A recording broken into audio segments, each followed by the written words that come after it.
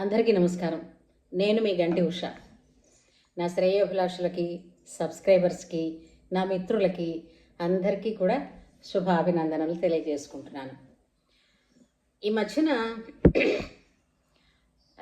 రెగ్యులర్గా కొన్ని కేసెస్ వింటూ ఉంటేనండి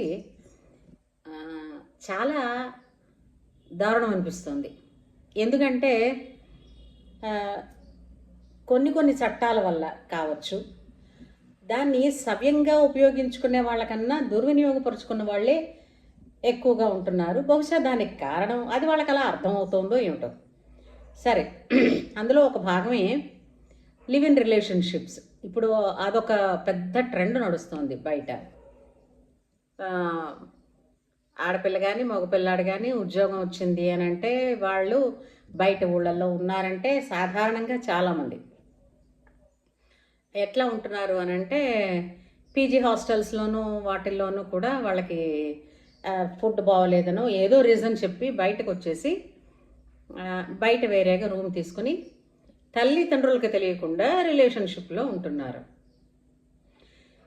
ఏదైనా క్వశ్చన్ వస్తే వాళ్ళకి తెలిసిన చిన్నపాటి లా ఏంటో తెలిసిందా, మేం మేజర్స్ కదా అండ్ మేము ఎర్న్ చేసుకుంటున్నాం కదా, మేము ఎవరి మీద ఆధారపడటం లేదు కదా అని అంతవరకే అనుకుంటున్నారు తప్ప అసలు మన భారతదేశంలో కుటుంబ వ్యవస్థకి, వివాహ వ్యవస్థకి ఎటువంటి విలువల్ని ఇచ్చారు, ఎందుకు భారతదేశ కుటుంబ వ్యవస్థకి ప్రపంచంలోనే అంతటి గొప్ప స్థానం కల్పించారు అని అన్నది తెలుసుకోలేకపోతున్నారు. ఎందుకంటే ఇప్పుడు ఉద్యోగాల కోసం చదివే ఈ ఎడ్యుకేషన్ ట్రెండ్లో చాలా చోట్ల విలువలు కోల్పోతున్నారనే చెప్పాలి.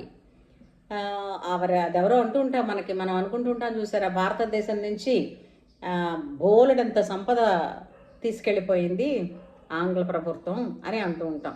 అందులో కోహినూరు కూడా వెళ్ళిపోయింది అనుకుంటాం. కోహినూరు కన్నా విలువైనదే శీలం అండి. స్త్రీకి కానీ పురుషుడికి కానీ గుణ సంపద, శీల సంపద అవి ఒకప్పుడు భారతదేశాన్ని రత్నగర్భగా చేశాయి. ఈ రోజున శీల భ్రష్టత్వం వచ్చేసింది. అసలు శీలానికి పెద్దగా ఇంపార్టెన్స్ లేకుండా పోయింది. ఇది ఎందువలన, ఏ లోపం వలన జరిగింది అని అన్నది అర్థం కావటం లేదు. రెండోది, ఈ విధంగా లివ్ ఇన్ రిలేషన్షిప్స్లో ఉంటున్న వాళ్ళు ఏం చేస్తున్నారు, అందులో కేవలం స్ట్రాటజీ చూస్తే అంటే లెస్ దాన్ 10% మాత్రమే సక్సెస్ఫుల్ మ్యారేజ్కి అడుగులు తీస్తున్నాయి, దారి తీస్తున్నాయి. మిగిలినవన్నీ కూడా మధ్యలోనే బ్రేకప్ అయిపోతున్నాయి. దీనివల్ల ఏంటి జరుగుతోంది, ఈ లివ్ ఇన్ రిలేషన్షిప్స్లో ఉంటూ మ్యారేజ్ చేసుకోకుండా వేరే వాళ్ళని మ్యారేజ్ చేసుకున్నారు అని అనుకుందాం.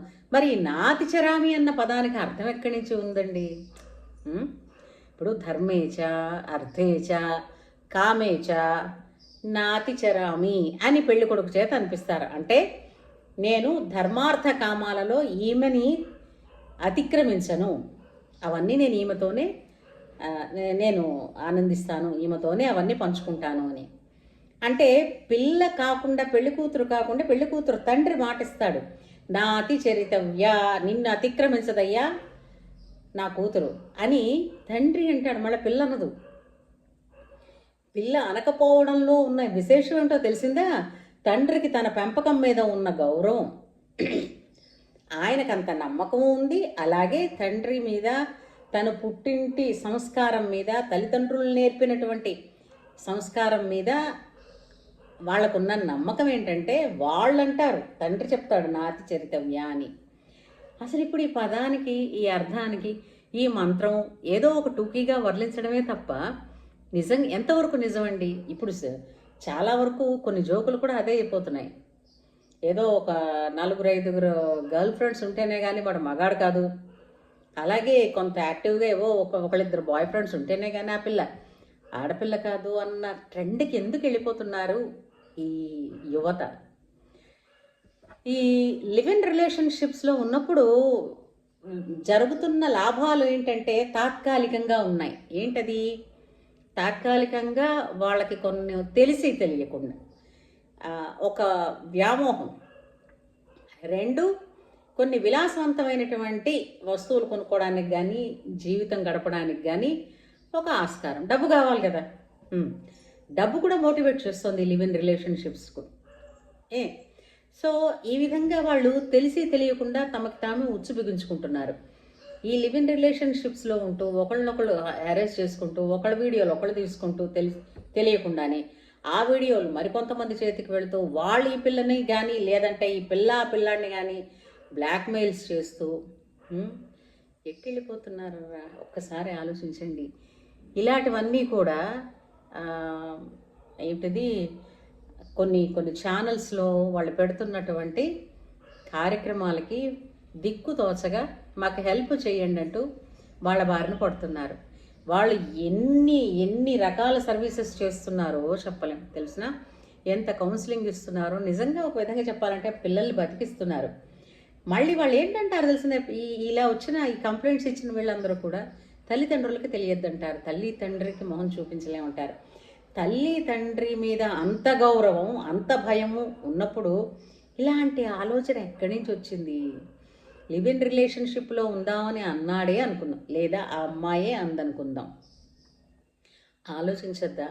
ఎందుకంటే ఇద్దరు యవ్వనంలో ఉన్నవాళ్ళు ఒక చోట ఉన్నప్పుడు ఆలోచనలు సవ్యంగానే నడుస్తాయి అన్నటువంటి నమ్మకం ఎక్కడుంటుంది? ఎందుకంటే తినే ఆహార వ్యవహారాదుల్లోని చూస్తున్న మీడియాలోని మనకు వస్తున్న ఇన్ఫర్మేషన్స్లోని మనకు వద్దనుకున్న ఇలాంటివన్నీ డీవియేషన్స్ ఉంటున్నప్పుడు అది ఆరోగ్యకరమైన హెల్దీయెస్ట్ కాదని అనుకోవాలి కదా.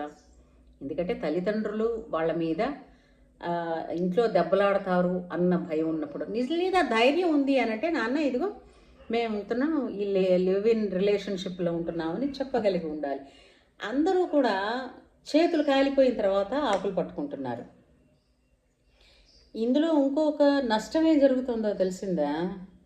ఒకటి శారీరకంగా వాళ్ళ ఆరోగ్యం పాడైపోతుంది. ఎందుకంటే ఎప్పుడైనానండి స్వచ్ఛమైనది పవిత్రమైనది దానికి ఉండే స్థానం, దానికి ఉండే ఆరోగ్యం, దానికి ఉండే కళ తేజస్సు వేరు. ఒకటి కాకుండా 2, 3, 4, 5 ఎన్నైతేనేమిటి గడప దాటిన తర్వాత వాళ్ళలో ఉండే శక్తి కానీ తేజస్సు కానీ నిర్వీర్యమైపోతూ వస్తూ ఉంటుంది. ఇది ఎలా తెలుస్తుంది అని అంటే అది ఎందుకు తెలుస్తుందో ముందు తెలియదు. అది మీకు ఇప్పుడు అర్థమయ్యే విషయం కూడా కాదు. ఇప్పుడు ప్రస్తుతానికి తాత్కాలికమైనటువంటి వ్యామోహాన్ని, తాత్కాలికమైనటువంటి ప్రయోజనాన్ని, తాత్కాలికమైనటువంటి ఆనందాన్ని మాత్రమే మీరు చూస్తున్నారు. అనుభవజ్ఞులు పెద్దవాళ్ళు ఎందుకు చెప్తారంటే మీ భవిష్యత్తుని ఆలోచించి చెప్తారు.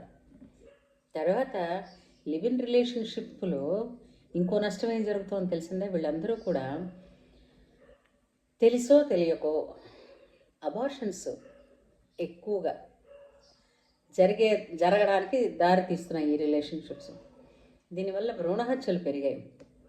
ఒకానొకప్పుడు అంటే గత 40-50 సంవత్సరాల క్రితం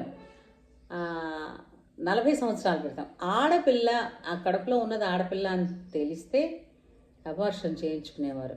దీని మీద చట్టం తీసుకురావాల్సి వచ్చింది కదా, ఆ స్కానింగ్లు అవి ముందుగా చెప్పకూడదని. ఇప్పుడు మనకి ఏదైనా ఒక ప్రయోజనం ఉందంటే ఆ ప్రయోజనంతో ముందు పీకే కోసుకుంటామని అనడం బట్టే కదండి ఓదానికొకటి చట్టంలో అమెండ్మెంట్స్ చేస్తున్నారు. ఏదైనా వచ్చింది ఒక చట్టం అంటే దానిలో మనకు ఒక వెసులుబాటు ఇచ్చారన్నది ఆలోచన పోయి దాన్ని ఎలా ఉపయోగించుకోవాలి, దాని లూప్ హోల్స్ ఎక్కడి నుంచి ఉన్నాయని వెతికే అతి తెలివితేటలు ప్రదర్శిస్తున్నారు తప్ప అయ్యో వాళ్ళ జీవితాలు తల్లిదండ్రులు. ఇప్పుడు ఒక అమ్మాయి ఉన్నదనుకోండి, ఆ అమ్మాయి వెనకాతల ఒక కుటుంబం ఉంది. ఒక అబ్బాయి ఉన్నాడు అనుకోండి, ఆ అబ్బాయి వెనకాతల ఒక కుటుంబం ఉంది. ఈ 2 కుటుంబాలు ఈ విధమైనటువంటి పిల్లలు ఇలాగంటే ముందు సమాజంలో తలెత్తుకుని ఎలా తిరుగుతారు? మళ్ళీ పిల్లలు ఏమంటున్నారు, మళ్ళీ మా అమ్మా నాన్నకి తెలియకూడదు అంటున్నారు. అమ్మా నాన్నకి తెలియకూడదు అన్నప్పుడు ఈ తప్పు పని ఎందుకు చేయడం? తెలిస్తే దెబ్బలాడతారని తెలిసినప్పుడు తప్పు పని ఎందుకు చేయడం? అంచేత డబ్బు, ఆరోగ్యం, మనశ్శాంతి, ధైర్యం అంటే ధైర్యంగా నాకేమని బతకగలగడం అన్నది కూడా పోతుంది లివ్ ఇన్ రిలేషన్షిప్స్లో. పోనీ వీటిల్లో మీకు ఏదైనా లాభం ఉంటుంది అంటే చట్టం ఏ విధంగా మిమ్మల్ని ప్రొటెక్ట్ చేస్తుంది అని అనుకుంటున్నారా? చట్టం అన్నది కొంత లాంగ్ టర్మ్లో వాళ్ళు కనుక కలిసి ఉంటే సెక్షన్ 125 సిఆర్పిసి ద్వారా వాళ్ళకి మెయింటెనెన్స్ ఇవ్వడానికి మాత్రం చేస్తుంది. కానీ అది ఓకే, అన్ని చోట్ల మళ్ళా ఆ అమ్మాయి కనుక ఉద్యోగం చేస్తున్నదైనా ఏదైనా సంపాదన ఉన్న మనిషికి కూడా ఇవ్వరు. పిల్లలు మాత్రం లెజిటిమేటే అవుతారు. వాళ్ళకి ఏ తండ్రి ఎవడో వాడి తాలూకు హక్కులు వస్తాయంటారు. అసలు అంతవరకు ఎందుకు తెచ్చుకుంటున్నారు?